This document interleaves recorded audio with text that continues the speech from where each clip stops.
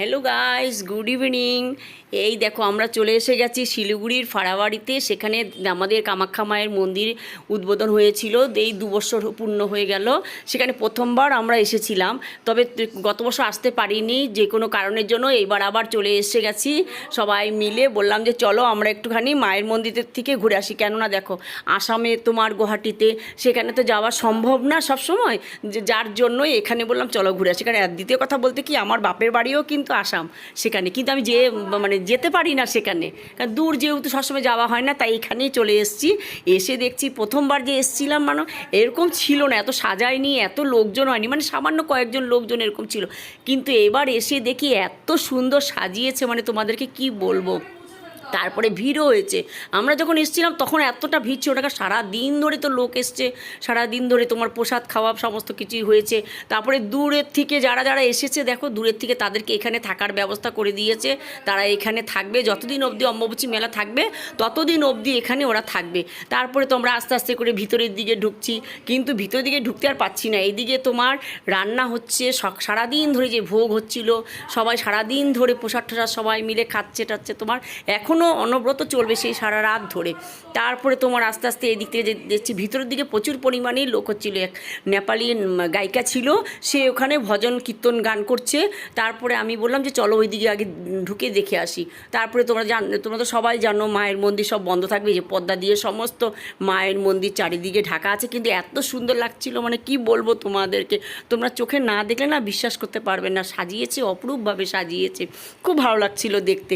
তারপরে তো আস্তে আস্তে করে আমরা সমস্ত সব এগিয়ে যাচ্ছি ওই দিকে। আস্তে আস্তে করে এগিয়ে যতই এগিয়ে যাচ্ছি, ততই যেন মনটা এত ভরে উঠছিল, তোমাদেরকে কি বলবো।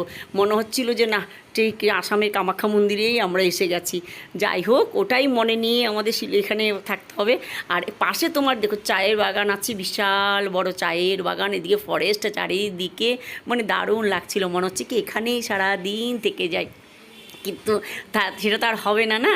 তারপর তোমার এই যে দেখো প্রচুর পরিমাণে লোক হচ্ছে, এই যে এখানে ভজন হচ্ছে, সেটা আমি তোমাদেরকে তো দেখাতে পারলাম না, কারণ দেখালে তো তোমরা জানো চলে আসবে, যার জন্য দেখালাম না।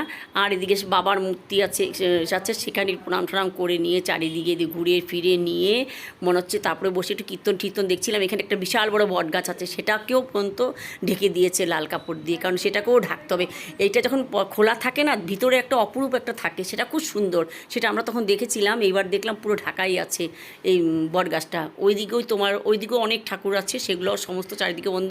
এখানে হোমযজ্ঞ হয়েছিল, তোমরা দেখতেই পাচ্ছ, সেটাও আছে। আবার অনেক সাধু সন্ন্যাসীরাও আছে, সাধু সন্ন্যাসীরাও এখানে আছে। এখানে অম্বুবাচী মানেই তো জানো সাধু সন্ন্যাসীরই মেলা। আর এই যে গাছটার মধ্যে এত সুন্দর সাজিয়েছে, এই গাছটার নিচে তোমার আছে সে গণেশ ঠাকুর। গণেশ ঠাকুর কি পাথরের আর কি, এত সুন্দর লাগছিল, কি বলবো তোমাদেরকে, যে সেই জায়গাটাও অত্যাধিক সুন্দরভাবে সাজিয়েছে।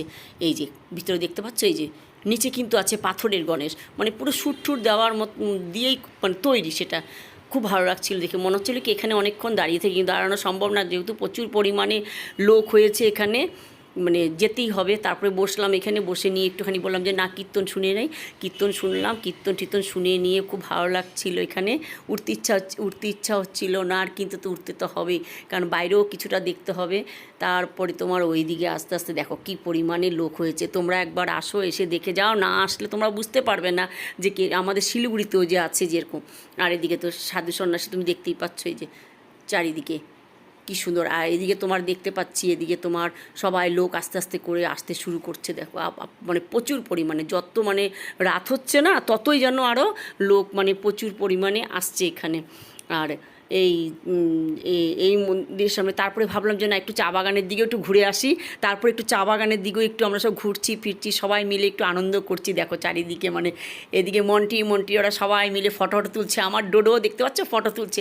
আর চারিদিকে দেখো, এদিকে মধ্যেই কিন্তু মন্দিরটা করেছে। দেখো পুলিশ চারিদিকে গার্ড দিচ্ছে, যাতে ওইদিকে আর কেউ না যেতে পারে। আর এদিকে সাধু সন্ন্যাসী সমস্ত টিপ দিচ্ছে। ডোডো বায়না করছিল যে পরে টিপ পড়বে, তখন বললাম যে না, পরে ফেরার পথে যাওয়ার পথে আর কি ডোডোকে টিপ পড়াবো। তারপরে ভাবলাম যে না, এখন আস্তে আস্তে বাড়ির দিকে তো আমাদের রওনা দিতে হবে, কেননা তোমার আমাদের অনেকটা পথ যেতে হবে, কিন্তু ইচ্ছা হচ্ছিল না, এত লোক তখন আসতে শুরু হয়েছে, মনে হয় কি যাই যে না। আর তোমরা যারা যারা আসোনি তোমরা অবশ্যই একবার এসে শিলিগুড়ির ফাড়াবাড়িতে এসে কামাখ্যা মায়ের মন্দিরকে দর্শন করবে, দেখবো তোমাদেরও খুব ভালো লাগবে।